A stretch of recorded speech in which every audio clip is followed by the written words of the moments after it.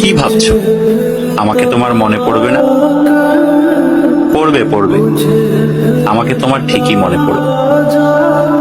মিথ্যা করে হলেও একদিনের জন্য ভালোবাসা দেখিয়েছিলে, দেখিয়েছিলে তো।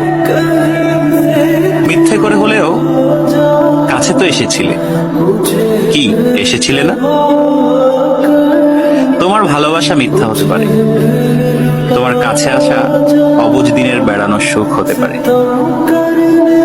অপ্রাপ্তবয়স্ক আবেগ হতে পারে। কিন্তু এই যে তুমি মিথ্যা করে ভালোবাসা নিয়ে গেছো, প্রথম ভালোবাসার ছোঁয়া নিয়ে গেছো, সত্য সত্য। এসব সত্যের পাঁচিলে একদিন ঠেকে যাবে তুমি। তখন দেখো ঠিকই মনে পড়বে আমাকে।